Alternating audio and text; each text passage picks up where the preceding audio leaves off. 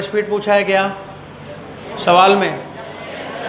Angular speed पूछा है तो एंगुलर स्पीड किससे आएगा? एक्सेलरेशन से आएगा।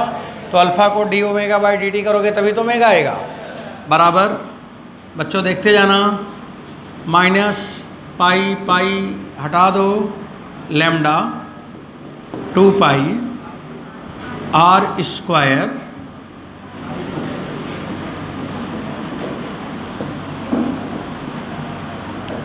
मिला लो, एक बार चेक कर लो। 2 से 2 काट दिया, पाई से पाई काट दिया, आर से आर कट जाएगा तो आर और आर आर स्क्वायर हो जाएगा और पाई बचा रहेगा। एक आर उधर भी है क्या? अच्छा अच्छा, आर क्यूब कर दो, तब कोई बात नहीं है, आर क्यूब कर दो। अब ठीक हो गया। अब इधर क्या हो जाएगा? डी बी अपान डी टी, और ये डी टी और ये डी टी गए अपने अपने घर। अब इसके बाद आना है डी ओमेगा। बच्चों बताना शुरू कर दो, पाई लेम्डा आर अपान एम, सही है। और इधर हो जाएगा डी बी। जिस समय हम लोगों ने स्विच ऑफ किया उस समय फील्ड बी नॉट था और उस समय ये घूम नहीं रहा था। इसके बाद वो तब तक घूमेगा जब तक प्राइमरी लाइन रहेगी, क्योंकि प्राइमरी लाइन बंद हुआ तो सेकेंडरी लाइन भी समाप्त हो जाएगा। प्राइमरी ही तो सेकेंडरी ला रहा है। तो प्राइमरी लाइन जब बंद हो गया तो उस समय जो ओमेगा आएगा उससे ज़्यादा अब ओमेगा कभी नहीं आएगा। इसका मतलब ओमेगा की वैल्यू क्या हो जाएगा? मैक्सिमम। कब आएगा? जब प्राइमरी लाइन समाप्त हो जाएगी। इसका मतलब वहाँ तक फ्लक्स बदला, वहाँ तक टार्क लगा, वहाँ तक स्पीड बढ़ी। इसके बाद ना तो फ्लक्स होगा बदलने का, ना तो टार्क होगा, ना तो स्पीड बढ़ने का होगा। जो रहा होगा वही मेंटेन हो जाएगा। तो बच्चों फिर यहाँ से ओमेगा मैक्सिमम मेरे को मिला। अब ओमेगा मैक्सिमम जरा मैथ लगाना है इधर, minus pi lambda R upon M और 0 minus B naught. Minus minus cut गया तो pi lambda R B naught upon M. बच्चों ये आपका आंसर आ गया। एंगुलर स्पीड मैक्सिमम आपके किताब में सबसे इम्पॉर्टेंट लाइन इसे रखा गया है, और इसलिए कि बच्चों को ये तो आना चाहिए। उनका पहला एक्सपेरिमेंट क्या था उनके सिलेबस का, वो तो आना चाहिए, जिससे बच्चों के खिलौने बने, जिससे तमाम डिवाइस बना जो घूमने लगा और उसका कारण समझ में आया, उसकी स्पीड निकाला जाने लगा। ये रिजल्ट हो गया। तो टेस्ला कॉइल का मतलब समझ गए क्या है? टेस्ला कॉइल क्या था कि मैग्नेटिक फील्ड को बदला जाएगा। अगर कोई पूछे टेस्ला कॉइल में क्या है, मतलब टेस्ला कॉइल में हुआ क्या, तो उसमें क्या हुआ है? मैग्नेटिक फील्ड बदला जाएगा, उससे क्या आएगी? इलेक्ट्रिक फील्ड आएगी। इलेक्ट्रिक फील्ड क्या डेवलप करेगा? फोर्स डेवलप करेगा। फोर्स टेंजेंशियल है तो टार्क आ जाएगा, और टार्क आ जाएगा तो उसको घुमा देगा तो एंगुलर स्पीड आ जाएगा। और एंगुलर स्पीड सबसे ज़्यादा कितना आएगी? Pi lambda R B naught upon M. इतनी लाइन आपके बुक में लिखा हुआ है, एक एक बात कि ये हुआ, ये हुआ, ये हुआ। आप बताइए क्या क्या हुआ, समझ आया? ये है बच्चों टेस्ला कॉइल का पहला एक्सपेरिमेंट। अब आपको आपकी अंडरस्टैंडिंग चेक करने के लिए हम एक क्वेश्चन लेने वाले हैं। बेसिक सिस्टम ठीक है, कंफर्म हो जाए तब आगे चलने की तैयारी करें। हटा दिया जाए इसे एक बार ना घर पे भी लगा लेना। जैसे जैसे मैंने पढ़ाया है घर पे एक बार उसको स्टडी जरूर कर लिया करो। आइए अपना एक अंडरस्टैंडिंग की बातें होंगी, अब बता रहा हूँ बच्चों। ये कोई जोन है,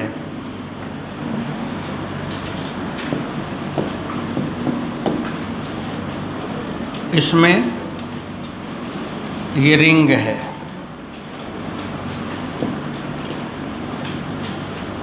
ये रिंग है।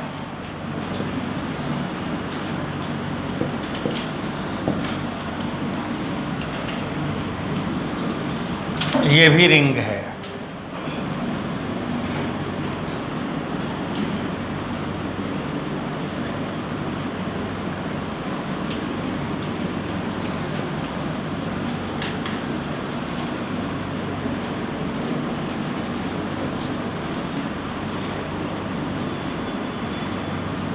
ये भी रिंग है।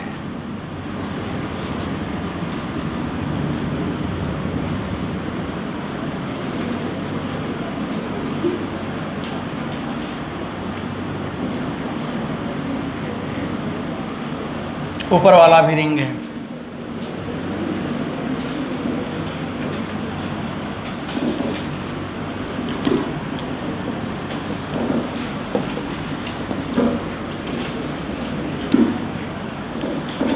देखो इसमें मैग्नेटिक फील्ड इनवर्ड दिखाया जा रहा है, ऐसे दिखाया जा रहा है।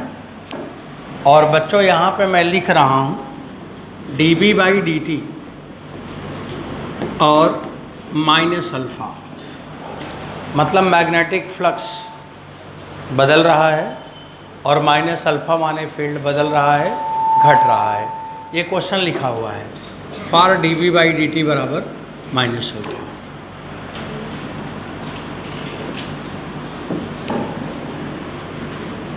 अब आपको इसमें यहाँ पे मैंने लिखा है लूप, और इसमें केवल डायरेक्शन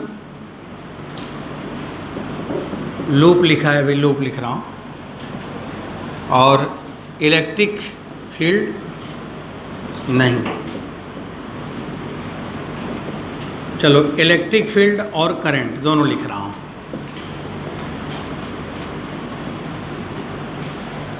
इंड्यूस इलेक्ट्रिक फील्ड है और इंड्यूस करंट है। Loop number 1, loop number 2, loop number 3। कोई न्यूमेरिकल वैल्यू नहीं बताना आपको, जीरो नॉन जीरो बताना है बस। ये माइनस अल्फ़ा लिखा रहने दो बच्चों। ये लूप नंबर 1 हुआ, ये लूप नंबर 2 हुआ, और ये लूप नंबर 3 हुआ। ये लूप नंबर 1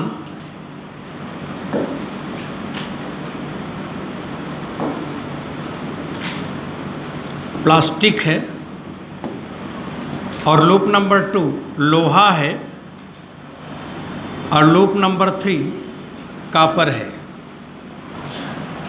कॉपर है, लोहा उसको भी लिख दो।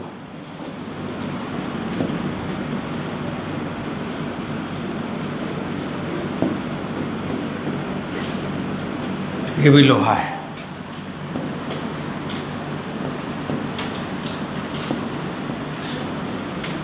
ये भी लोहा है। चलो अब loop number 1, loop number 2, loop number 3 है। लूप नंबर 1 प्लास्टिक है, इंसुलेटर। लूप नंबर 2 है कंडक्टर। लूप नंबर 3 भी है कंडक्टर। बच्चों आपको बताना है कि लूप नंबर 1 में इलेक्ट्रिक फील्ड होगा कि नहीं होगा। इलेक्ट्रिक फील्ड होगा या नहीं होगा। प्लास्टिक है, इलेक्ट्रिक फील्ड होगा। करंट होगा कि नहीं, नहीं होगा। इलेक्ट्रिक फील्ड अगर होगा तो क्लॉकवाइज कि एंटी क्लॉकवाइज। इलेक्ट्रिक फील्ड अगर होगा तो क्लॉकवाइज कि एंटी क्लॉकवाइज। चलो ये डायरेक्शन अभी बताएंगे। बताइए लूप नंबर 2 में फील्ड है कि नहीं। हाँ नहीं आंसर बोलो। फील्ड है कि नहीं। फील्ड है। करंट। लूप नंबर 3 में फील्ड है, करंट। फील्ड है कि नहीं। देखो फील्ड में अभी आपने पढ़ा है कि फील्ड केवल सेंटर पे नहीं था और लीनियरली इंक्रीज किया था और बाहर वो डिक्रीज किया था। अभी आपने ग्राफ बनाया था। तो देखो फील्ड तो होगा। अगर यहाँ पे मैं मैग्नेटिक फील्ड में बदलूँगा, इस जगह बालसन पे प्रयागराज में अगर मैं मैग्नेटिक फील्ड को चेंज करूँगा टाइम के साथ, तो electric field, induce electric field पूरे देश में फैलेगी, विदेश में फैलेगी, अमेरिका में भी मिलेगी, स्विट्ज़रलैंड में भी मिलेगी। फील्ड सभी जगह मिलेगी। इन्फिनिटी पे जीरो होगी और सेंटर पे 0 होगी, बाकी सभी जगह फील्ड तो होगा। इसलिए फील्ड तो होगा। अब फील्ड किधर होगा, ये सवाल समझना है कि किधर होगा। अब किधर होगा, उसके लिए प्राइमरी लाइन देखो घट रही है कि बढ़ रही है।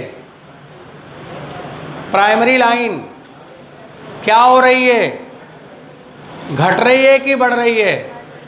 वहाँ देखो dB/dt में माइनस लिखा है, तो माइनस का मतलब प्राइमरी लाइन घट रही है। और अगर प्राइमरी लाइन घट रही है तो सेकेंडरी लाइन उसी डायरेक्शन में बढ़ना शुरू करेगी। तो सेकेंडरी लाइन का डायरेक्शन किधर हो गया, अंदर की तरफ। और सेकेंडरी लाइन का डायरेक्शन अगर अंदर की तरफ हो गया, इनवर्ड हो गया, तो इसमें क्लॉकवाइज करंट भी होगा और क्लॉकवाइज इलेक्ट्रिक फील्ड भी होगा। तो बच्चों इलेक्ट्रिक फील्ड क्लॉकवाइज, यहाँ पर भी क्लॉकवाइज, कहीं एंटी क्लॉकवाइज नहीं होगा। तो इलेक्ट्रिक फील्ड यहाँ पर भी क्लॉकवाइज। तो इलेक्ट्रिक फील्ड 0 कहीं नहीं है और डायरेक्शन क्या है, क्लॉकवाइज। समझ आ रहा। तो यहाँ पे electric field non zero clockwise, non zero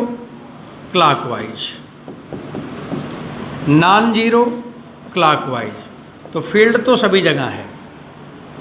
अब करंट का आना इस बात पे डिपेंड करेगा कि वो मटेरियल जिसमें करंट आना है वो किसका बना है। जैसे फील्ड तो सभी जगह है, पर वो करंट तभी आएगा जब उसमें चार्ज, उसके इलेक्ट्रॉन चलेंगे। अगर वो कंडक्टर है तो उसका इलेक्ट्रॉन चलेगा, करंट आएगा। इंसुलेटर है तो फील्ड है, लेकिन इलेक्ट्रॉन चला नहीं, क्योंकि फ्री इलेक्ट्रॉन है नहीं, बाउंड इलेक्ट्रॉन चलना नहीं, तो करंट का आना नहीं। तो इसलिए प्लास्टिक में करंट 0 होगा, 0। यहाँ तो करंट चल सकता था लेकिन सर्किट ही नहीं पूरा है, इसलिए 0 हो गया। बाहर फील्ड है, इलेक्ट्रॉन चलेगा, करंट आएगा, तो उसमें 0 नहीं होगा। और 0 नहीं होगा तो करंट का डायरेक्शन वही होगा जो फील्ड का डायरेक्शन होगा, इसलिए आंसर क्या होगा, क्लॉकवाइज। बच्चों समझ आ रहा है मेरी बात। तो करंट का डायरेक्शन निकालना सीख गया, फील्ड का डायरेक्शन किधर होगा आ गया, तो प्राइमरी लाइन के बदलने से पता चलता है। चलिए, ये बेसिक स्ट्रक्चर था। अब आपको इसके आगे लिखना है, हमें बैटरी बनाना है, इंड्यूस ईएमएफ निकालना है और इंड्यूस ईएमएफ कैसे निकाला जाए। आगे बढ़ाऊँ, एक लाइन और लिखना है मेरे को, हटा दिया जाए। अच्छा एक बात बताओ, अगर इस जोन में प्राइमरी लाइन है, ये प्राइमरी लाइन है और जो प्राइमरी लाइन है वो बढ़ रही है, मान लो मैंने लिख दिया dB/dt बराबर प्लस अल्फ़ा है, तो फिर बच्चों क्या करोगे, सेकेंडरी लाइन ले आओगे। सेकेंडरी लाइन कौन सी होगी, और सेकेंडरी लाइन अगर ये वाला हो गई तो इसमें इलेक्ट्रिक लाइन किधर होगी, ऐसे होगी, ऐसे। और इस तार में करंट कैसे होगा, ऐसे। तो करंट का डायरेक्शन, इलेक्ट्रिक फील्ड का डायरेक्शन पकड़ लेंगे आप। क्या देखना है, प्राइमरी लाइन बढ़ रही कि घट रही है, उसके हिसाब सेकेंडरी लाइन किधर है, और सेकेंडरी लाइन के कारण करंट आ जाएगा, और जिधर करंट होगा उसी डायरेक्शन में इलेक्ट्रिक फील्ड भी होगा। ये पकड़ में बात आ जाएगा। अब एक लाइन लिख लो जैसे कि क्वेश्चन के डायरेक्शन में हम चल सकें। बच्चों अब आप लिखो इंड्यूस्ड ईएमएफ। अब यहाँ से एकदम न्यूमेरिकल, प्योर न्यूमेरिकल और प्योर एप्लीकेशन स्टार्ट होगा। सबसे ज़्यादा इंटरेस्टिंग पार्ट अब स्टार्ट हो गया, जिसको आप लोग खूब अच्छे से समझते हैं। अभी मैं इंड्यूस ईएमएफ लिख रहा हूँ। ई बराबर आप लिखोगे डी फाई अपान डी टी।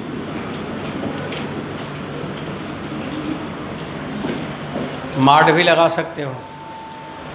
जब हम कभी भी ईएमएफ लिखते हैं बैटरी का तो उसमें माइनस और प्लस नहीं लगाते।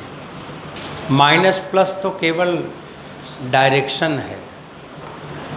बैटरी का पोटेंशियल डिफरेंस पूछेगा, VA माइनस VB पूछेगा तो माइनस प्लस लगा देंगे। तो इसलिए आप यहाँ पे माड में भी लिख सकते हैं, मतलब ऐसे माड लगा सकते हैं। केवल यही लिखो d5/dt।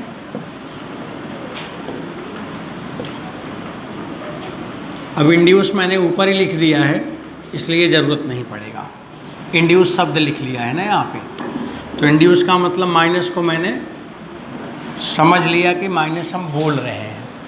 अब बच्चों d/dt लिखोगे आप, फाई बराबर क्या होगा, BA cos थीटा। फिर आप लिखोगे B cos theta dA/dt plus A cos theta dB/dt plus B into A d/dt cos theta. आप इंड्यूस EMF निकाल लोगे तो इंड्यूस करंट आ जाएगा E/R, और इंड्यूस करंट भी आ गया तो चैप्टर समाप्त हो गया। अब यहाँ और तो कुछ करना है नहीं, आसमान से तारे तो तोड़ के लाना है नहीं, केवल आपको बैटरी बनाना है, करंट निकालना है, और बैटरी बनाने के लिए भी कॉन्सेप्ट है, उसका यूज़ करना है आपको। अब देखो बैटरी बनाने के लिए इंड्यूस EMF हमें निकालना है। अब इंड्यूस EMF कितने तरह से निकल सकता है, या तो एरिया बदलेगा, या तो फील्ड बदलेगा, और या तो एंगल बदलेगा, और या तो दो बदलेगा, या तो तीनों बदलेगा। जो बदलेगा सब लेना है, जितना बदले सबको लेना है। अब हमें तीनों एक साथ नहीं पढ़ना है, हम एक एक पढ़ेंगे। अगर एंगल बदलेगा और आप इसको शुरू कर देंगे तो ये चैप्टर अल्टरनेटिंग करंट हो जाएगा। तो तीसरा वाला चैप्टर AC होगा जिसमें एंगल बदलेगा। तो अभी इधर एंगल बदलने वाला आखिरी में लेंगे। अब इस समय हमें जो पढ़ना है उसमें ये दोनों है, ये दोनों है इस समय।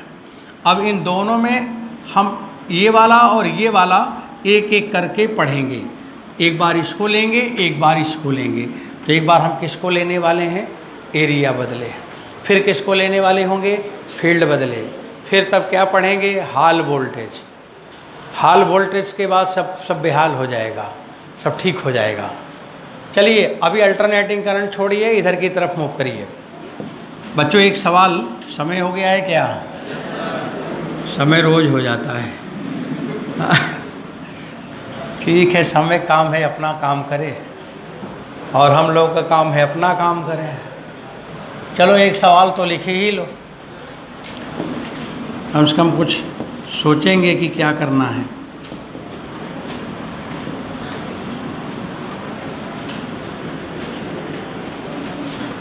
देखो क्वेश्चन जो दिया जा रहा है,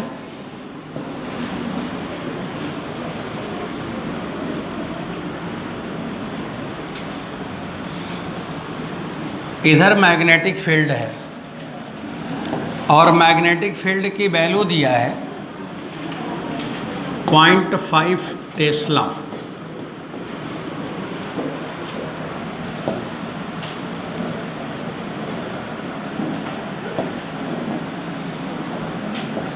और इसमें ये है बैलून, ये गुब्बारा है, ये बैलून है, इसके ऊपर रिंग लगाया है, रिंग है ये रेड वाला ये,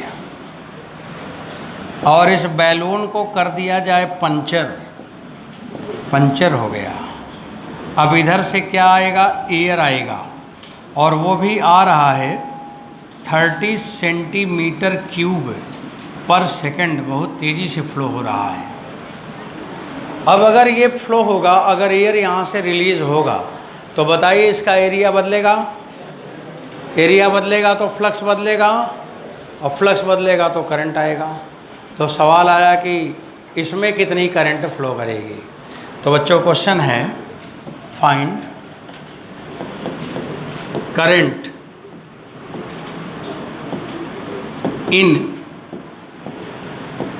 इलास्टिसाइज्ड ring of resistance 10 ohm when its radius become 10 centimetre. पहले कितना रेडियस है दिया हुआ नहीं है, बोला है कि जब इस रिंग का, ये इलास्टिसाइज्ड रिंग यही है, ये रिंग है, जब इस रिंग का रेडियस 10 सेंटीमीटर होगा और इसका रेजिस्टेंस 10 ओम है, तो उस समय इसमें कितनी करंट फ्लो करेगी। तो बच्चों बताओ इसमें क्या बदल रहा है, एरिया बदल रहा है कि फील्ड बदल रहा है। तो पहला वाला केस हो गया कि नहीं। तो ये वाला केस है, अभी सवाल को मैं लगाऊंगा नहीं। कल का क्लास इसका बहुत इंटरेस्टिंग क्लास है, मतलब कल की जो दोनों क्लासेस होंगी वो आपके दिमाग में पूरा लाइट जलाएगा, पूरा एकदम से हर चीज़ क्लियर हो जाएगा कि कैसे कैसे बैटरी बनेगा, लेंज, हेनरी लॉ, सब एक के बाद एक कवर हो जाएगा। तो आज तो हम लोग थ्योरी का फार्मूलेशन पे ज़्यादा फोकस किया, कल इसका पूरा एप्लीकेशन है। तो कल की क्लास मोस्ट इम्पॉर्टेंट क्लास है, मिसिंग मत करना क्योंकि वहाँ ज़्यादा सीखोगे आप।